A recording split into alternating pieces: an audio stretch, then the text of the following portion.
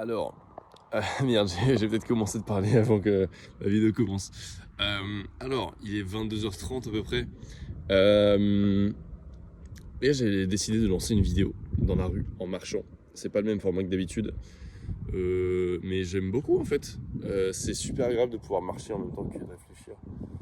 Donc, enfin en tout cas j'adore ça. Donc je fais ça, c'est parti. Alors, aujourd'hui je voulais parler de la mort et de la manière de l'approcher que je trouve super intéressante, c'est-à-dire de voir ce que ça fait de s'en approcher. En fait, j'ai regardé une vidéo tout à l'heure. C'est ça qui m'a donné envie de réfléchir à ça un petit peu.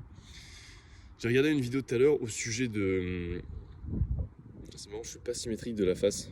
Bon, après, c'est parce que j'ai des gros boutons à droite là. J'ai regardé une vidéo tout à l'heure au sujet de la mort. Enfin, au sujet de la mort. Au sujet d'un gars qui avait 97 ans, qui est mort quelques mois après le tournage de cette vidéo qui a été un court-métrage qui a été réalisé par son petit-fils qui en fait interviewe ce gars au sujet de l'approche de la mort et comment lui l'interprétait et le vivait en tant que philosophe. Enfin, ce gars-là était philosophe, avait enseigné la philosophie à l'université de Californie, je sais plus trop quoi.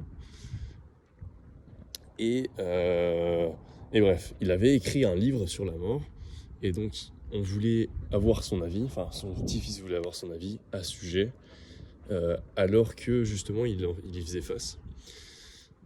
Et il se trouve qu'en fait il avait complètement changé d'opinion dessus. Avant, il avait l'impression d'avoir un peu résolu l'idée en disant bah, les gens ont peur de la mort, mais ils devraient pas. Ce qui est un peu facile, je trouve, comme réponse. Et je pense qu'il est d'accord avec moi. Parce qu'il est vrai, c'est pas une réponse qui satisfait tout le monde, puisque force est de constater que les gens ont peur et qu'il y a forcément des raisons à ça.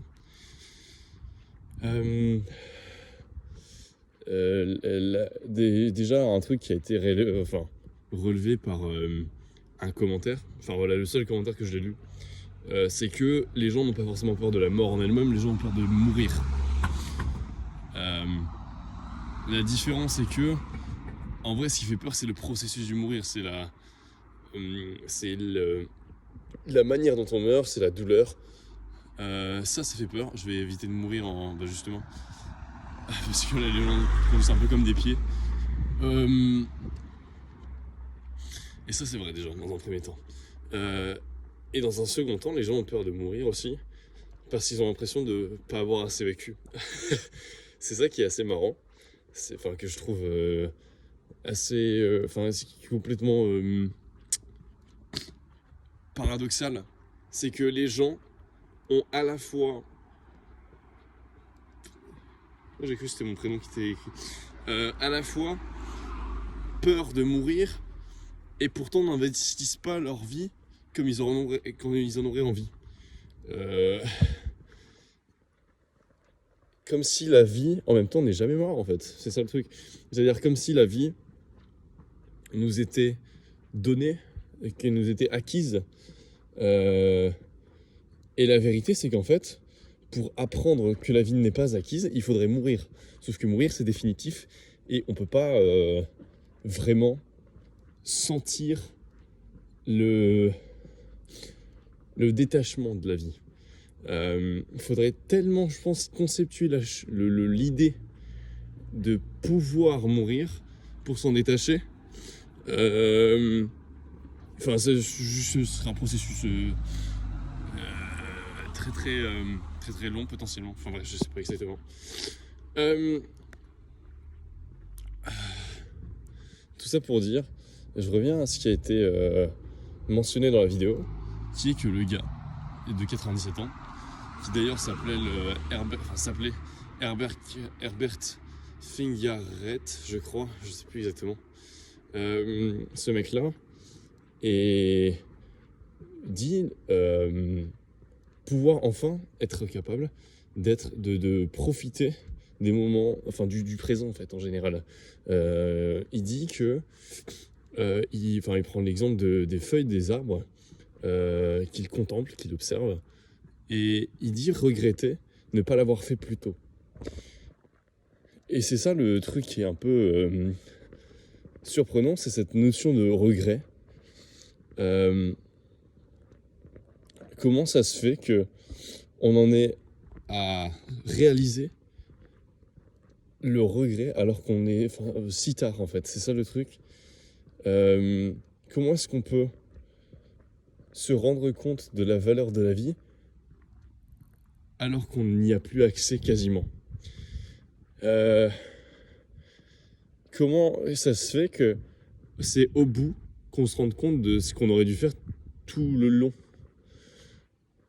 C'est tragique, carrément tragique. Bon, heureusement, y a des gens pour nous dire ce qu'on aurait dû faire, enfin, pour nous donner des pistes sur ce qu'eux auraient fait. Mais c'est ça, en fait, les gens s'autorisent à la fin de leur vie à... comment est-ce que je peux dire ça? À profiter du moment présent. Comme ils l'ont jamais fait avant. Comme s'il y avait quelque chose avant qui les en empêchait. Et que maintenant ils peuvent s'y autoriser. Et ça donne une espèce de vision binaire de la vie. C'est-à-dire, dans une première phase, moi j'interprète ça comme le projet. De dire, bon bah, dans un premier temps, moi je vais vivre jusqu'à avoir une femme, enfin voilà, un compagnon, des enfants, avoir un foyer, un job stable, une situation financière, sociale stable.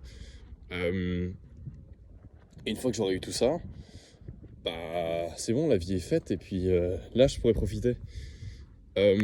Pourquoi attendre? La vérité c'est ça, pourquoi attendre? Comme si on avait besoin de tout ça pour vivre. J'aurais très envie de dire que on néglige potentiellement, enfin moi en vrai j'ai pas peur de ça, enfin je pense pas, même si quoi, en vrai si, j'ai peur de ça, je pense comme tout le monde, de manquer d'introspection, je pense, de manquer de cette envie de me connaître, de connaître mes envies et mes besoins, pour peut-être me protéger en fait, peut-être pour ressembler à l'autre et devoir moins assumer la responsabilité qui est la mienne de subvenir à mes besoins à moi. Ce que je trouve assez marrant, c'est qu'on est presque plus volontaire quand il s'agit de venir au secours ou en tout cas d'assurer les besoins d'autrui que les siens. On a peut-être... Enfin, moi j'ai l'impression que c'est difficile d'entrer à l'âge adulte et d'y rester même. Et je considère que la plupart des personnes que je côtoie ne sont pas adultes. Enfin, que je côtoie. Celles que je côtoie fréquemment le sont.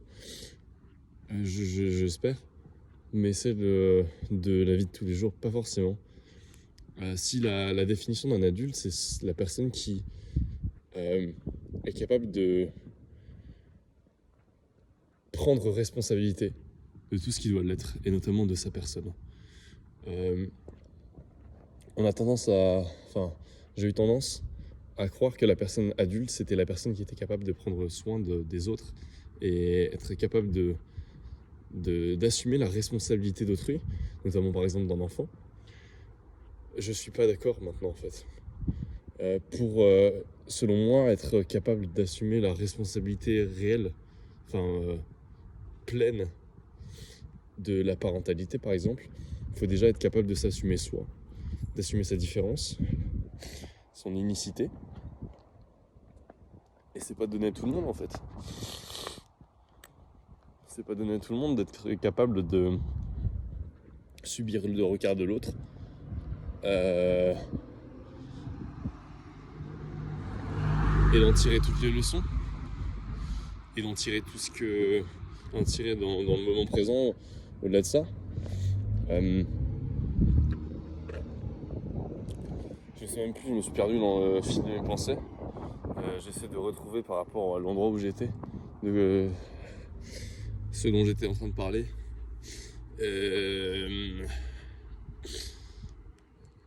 C'est ça, je parlais du projet de la vie. Comme quoi il y aurait donc une phase de projet, une phase pendant laquelle en fait, on profite après que tout soit fait. Une fois qu'il n'y a plus rien à faire, alors on peut profiter du moment présent. La vérité, c'est que, de toute façon, j'en ai déjà parlé. J'ai parlé dans la première vidéo du nihilisme et de l'idée selon laquelle en fait la vie n'a pas de but. Si on y pense à chaque fois, si on demande pourquoi, il y a un moment où on arrive juste à se dire en fait non, il n'y a pas de réponse, et puis juste ce que je me donne comme but m'est arbitraire. Il n'y a rien qui m'oblige à vraiment aller vers cet endroit-là. Alors pourquoi se contraindre à une vie qu'au final la société a choisie? C'est vrai que c'est rassurant de se dire que on peut réussir sa vie comme la rater. Honnêtement, je pense que parler de réussite ou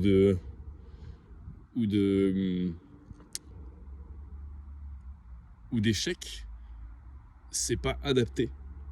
Je pense plus qu'on parle de besoin en fait. Et ça, c'est vrai partout. C'est-à-dire que peu importe que tu aies réussi ou raté ta vie selon toi, tu as juste obéi à ce que tu as envie, ce que tu avais envie de croire. C'est-à-dire que si tu as construit le modèle d'une famille, enfin d'une existence, on va dire lisse, enfin voilà, classique,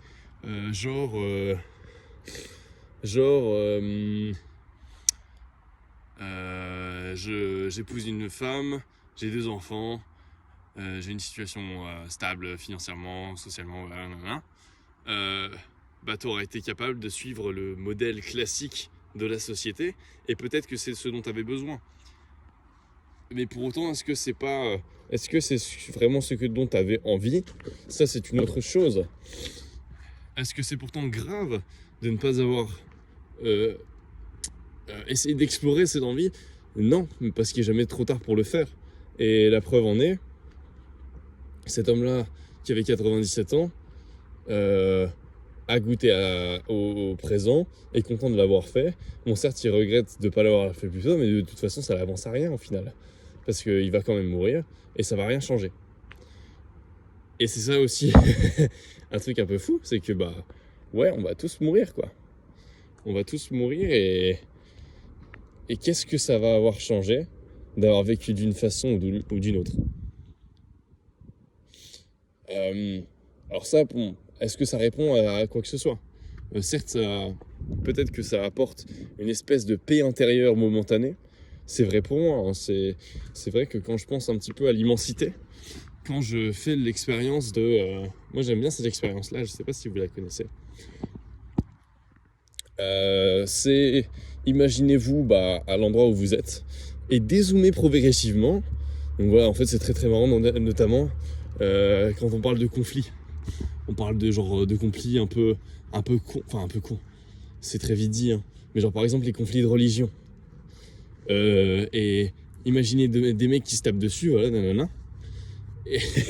Et dézoomer progressivement, et vous arrivez à l'échelle du pays, du continent, de la Terre, de l'univers, de notre système solaire, la galaxie, l'univers, voilà. Et on en arrive à, en fait on n'est rien du tout. Et qu'est-ce que ça change en fait qu'on se tape dessus pour des questions de croyance? Qu'est-ce qu'on s'en bat les couilles? Et c'est un peu pareil pour notre vie en fait. Qu'est-ce qu'on s'en bat les couilles de succomber à n'importe quoi? Enfin voilà, qu'est-ce qu'on s'en bat les couilles d'être un connard un jour? Qu'est-ce qu'on s'en bat les couilles de faire le mal. Qu'est-ce qu'on s'en bat les couilles d'avoir, de faire des trucs cringe. Enfin, en fait, rien n'a de conséquences sur quoi que ce soit. En fait, le truc, c'est qu'il n'y a pas de but. Il y a pas de, on n'est pas investi d'une mission. Ça, c'est, enfin, en tout cas, selon moi, hein, moi, j'ai pas envie de croire. Et voilà, ça, c'est aussi au choix de n'importe qui. Hein. C'est au choix de tout le monde. J'ai pas envie de croire personnellement qu'on est investi d'une mission. Parce que j'ai le choix, en fait. C'est ça la réalité. Enfin, la réalité qui s'offre à moi. C'est que j'ai l'impression que personne ne m'a investi de quoi que ce soit. Et pourquoi est-ce que j'irais chercher une mission qui m'est extérieure? Pourquoi est-ce que je légitimerais un truc qui peut ne pas être légitimé? Donc certes, ça donne moins de cadre, mais ça donne plus de liberté. Alors je dis pas que la liberté est un absolu. Je dis pas qu'il faut forcément chercher à se libérer de plein de trucs.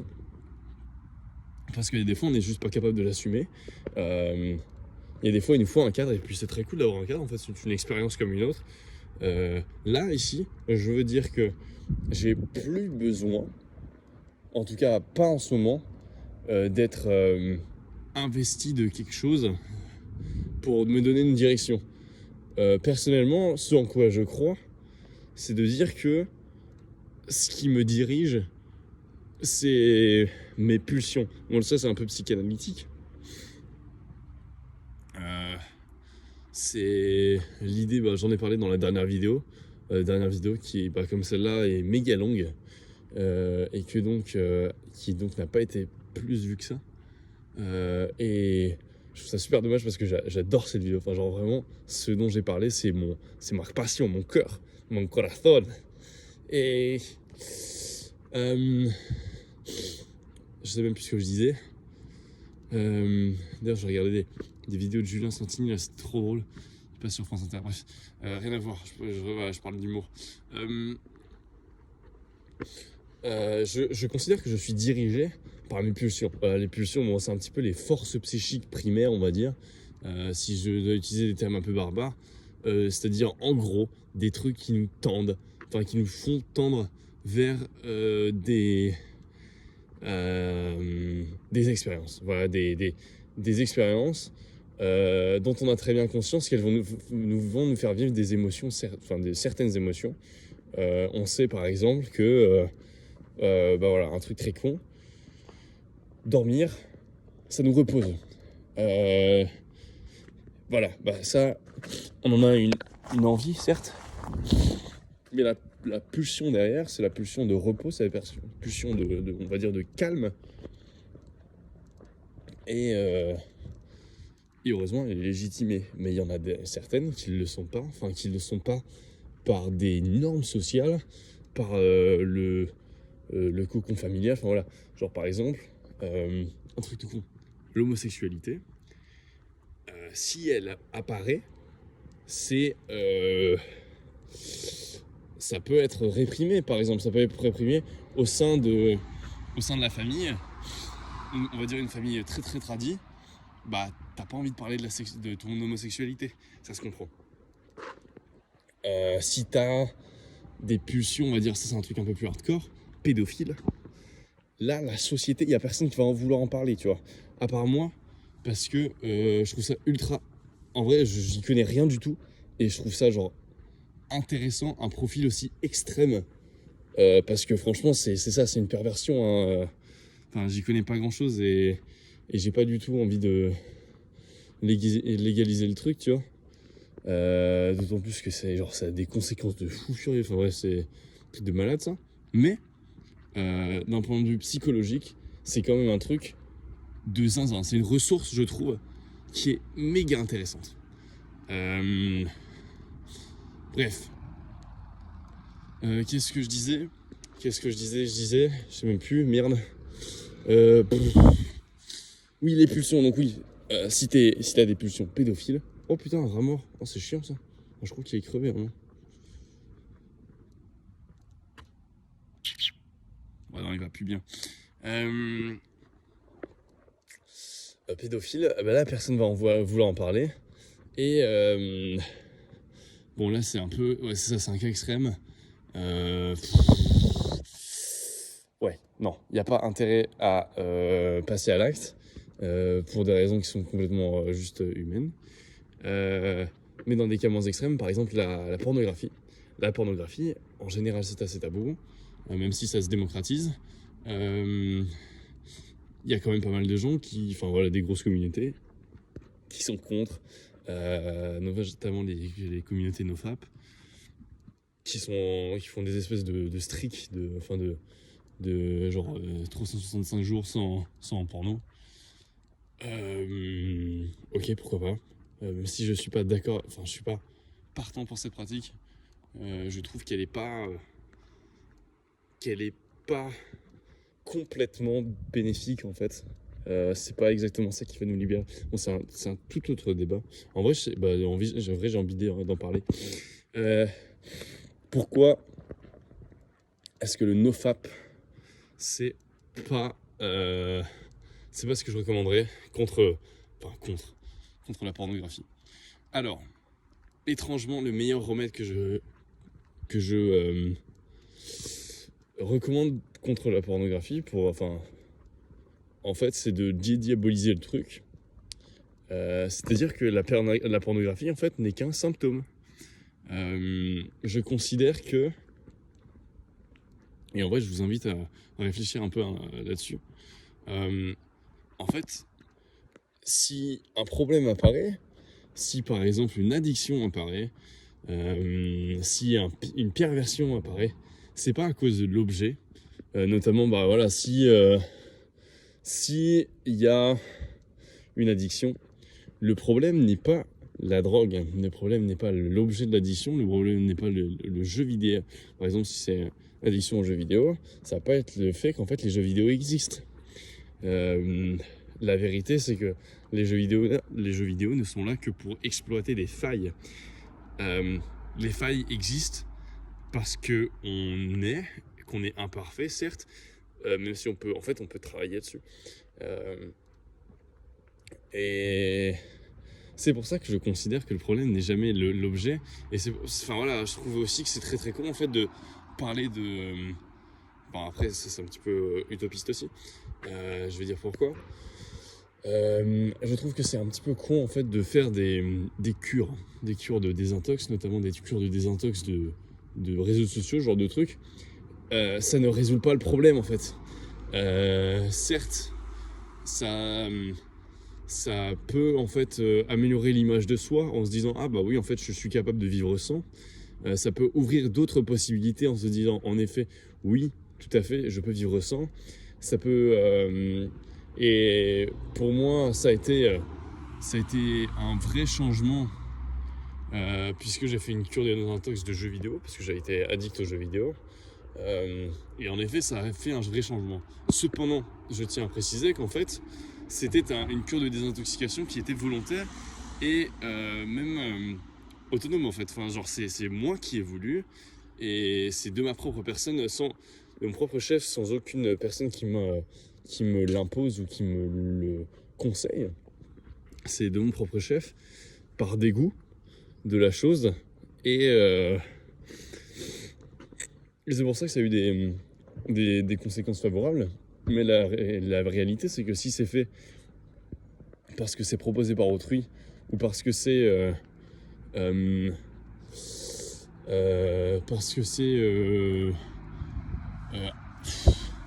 est-ce que je peux dire ça, provoqué par autre chose que juste l'expérience négative de l'objet de l'addiction, en fait, la personne qui est addicte va replonger. Ok, ma daronne qui me dit qu'elle va au lit, très bien. Bonne nuit maman, j'espère que tu vas bien dormir, que tu vas faire de beaux rêves. Je trouve ça donc, comme je le disais avant, en fait pas complet. Ce qui aide à vaincre l'addiction, en fait c'est l'introspection, c'est la thérapie, c'est l'étude des failles.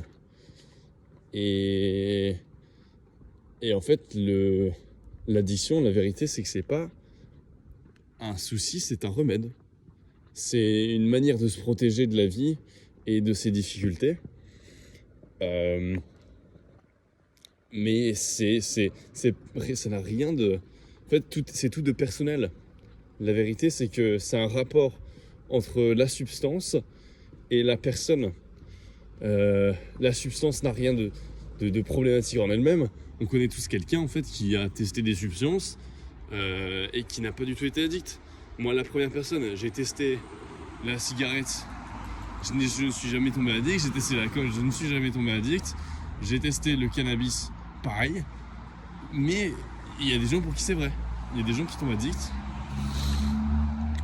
qui ont une consommation qui est plus que irrégulière.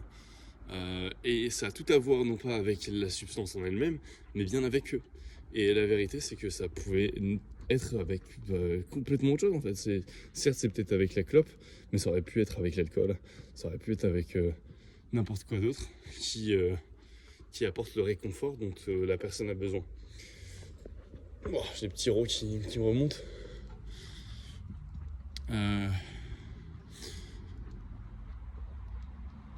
Et voilà, je trouvais super intéressant de parler de ça. Parce que c'est vrai que ça... Enfin, je trouve qu'il y a un déplacement, une diabolisation de quelque chose qui n'a pas qui le mérite pas. Et c'est encore une manière de, je trouve, se déresponsabiliser de quelque chose par peur de changer. J'ai parlé tout à l'heure de la responsabilité de l'âge adulte et de la question de la responsabilité. Et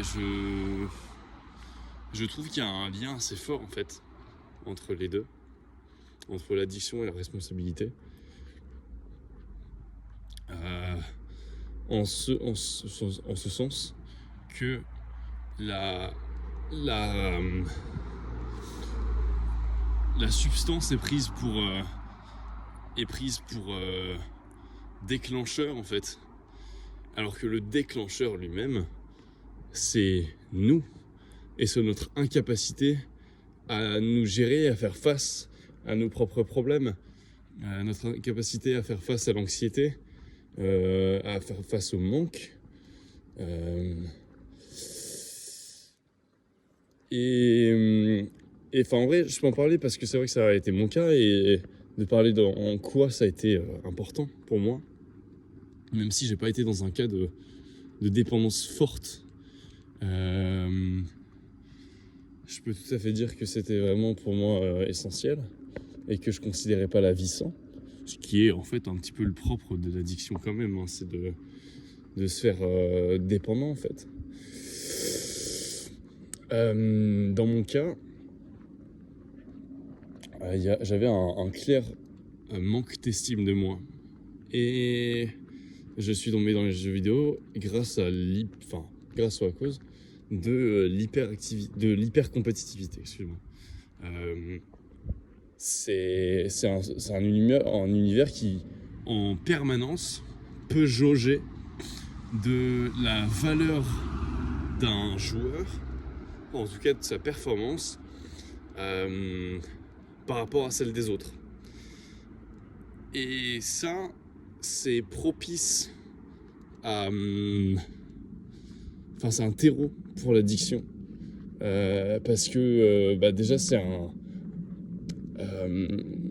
stimulus et c'est un retour qui est immédiat, dans lequel il y a besoin d'investir peu.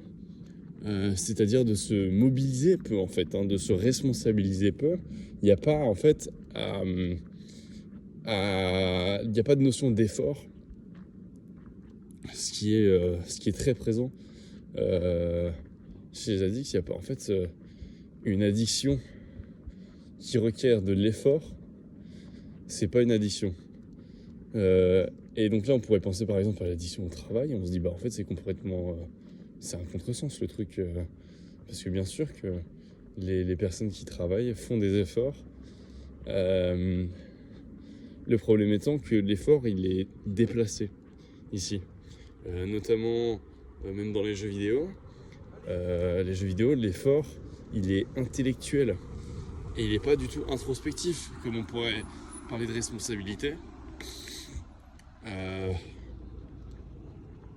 l'idée ici, c'est de déplacer l'investissement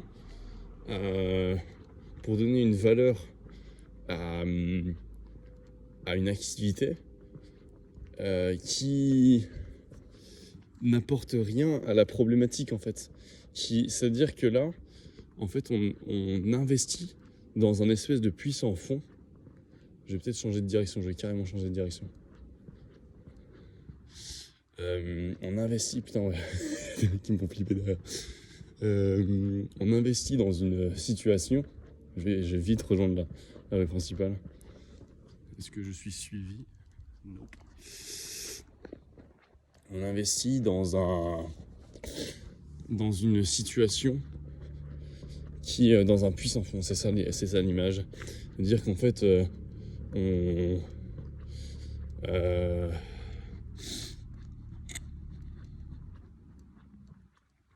c'est ça, on investit des efforts là où en fait il va rien avoir, aucun retour. Juste c'est quelque chose qu'on est capable de faire, qui nous rassure en fait, parce que on a un semblant de retour positif sur une situation. C'est-à-dire par exemple, là sur mon problème d'addiction à moi, j'avais un problème d'estime de moi, notamment dans la quête de la performance, parce que je me disais en fait que j'étais pas assez, parce que on m'avait très clairement dit que j'étais un enfant surdoué, même plus, et pour autant en fait j'étais pas follement performant à l'école. Ça se passait très bien, hein, il n'y avait pas de souci. Mais j'étais pas le genre de gosse à avoir des 19,5 à tous les DS, quoi. Et ça a frappé mon ego, parce que les attentes, elles étaient là, et les résultats, non. Alors il fallait que j'investisse quelque chose d'autre, quelque chose qui me donne des résultats dans le moment, et une estime de moi redorée. Pour autant, ça n'adressait pas du tout le problème, qui était en fait que il n'y avait pas d'introspection, que la responsabilité qui était la mienne, c'était de prendre soin et de rechercher ce qui manquait à mon estime, à ma construction, de me dire qu'en fait, oui, je m'étais construit sur des prérogatives de ma famille plutôt extérieure, mais de ce qu'on avait dit de moi, ce que j'attendais de moi, qui n'était pas du tout réaliste en fait, qui n'était pas du tout ce que j'aurais dû attendre de moi à l'époque. Et de réaliser, c'était important. Je sais même plus ce que je disais, j'ai fini la phrase un petit peu en bouche-tronc. Je vais marcher par là. C'est bien aussi.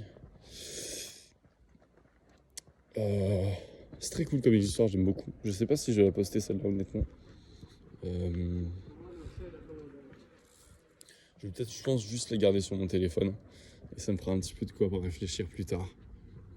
Quand j'en aurai envie. C'est vrai que c'est du beau matériel, je trouve, pour parler.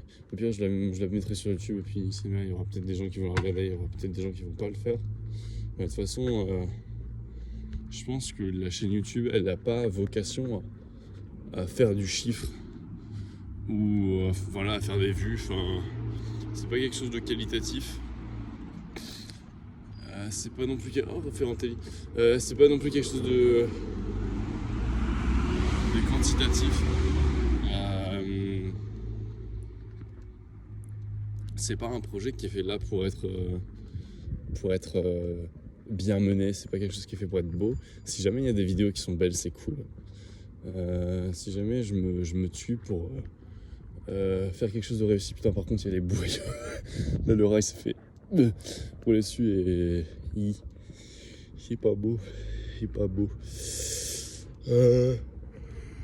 Si jamais il y a des créations qui sont belles, c'est très cool, mais en fait honnêtement c'est pas fait pour être vu, c'est pas fait pour être fait. Ouais, excellent. Ouais, c'est vrai, je dis, c'est pas fait pour être vu, mais en vrai, je la mets quand même sur une plateforme. Alors que si c'était juste fait pour être fait, bah, je la garderais pour moi, quoi. Petite contradiction. Bon, c'est pas grave, je vivrai avec. Euh, je me demande d'où vient mon goût pour la réflexion. Je me demande si ça tient de l'obsession, si ça tient simplement, c'est ça, de l'appréciation. Il y a quelque chose de, certes, je pense, inné qui joue là-dedans, en ce sens que j'aime bien tout ce qui est complexe. J'aime bien tout ce qui... tous les systèmes un petit peu à grande échelle, en fait. Et c'est vrai que la philosophie, la psychologie, la science de l'esprit, la science de l'esprit, la science et l'art de l'esprit, hein, aussi. J'ai très envie de dire ça parce que c'est vrai que des fois on pourrait s'y perdre. C'est quelque chose qui me touche particulièrement par la diversité et les surprises que ça apporte. Par la manière aussi dont tout s'emboîte de manière complètement ahurissante. Ça me surprend à chaque fois. C'est vrai que c'est tellement bien foutu la vie. Bref. De toute façon, c'était vrai avec les maths déjà, que j'aimais la théorie et les systèmes complexes. Mais là, ça, je me demande s'il n'y a pas une obsession sur un besoin de contrôle qui simplement est déplacé par rapport à tout le monde, en fait.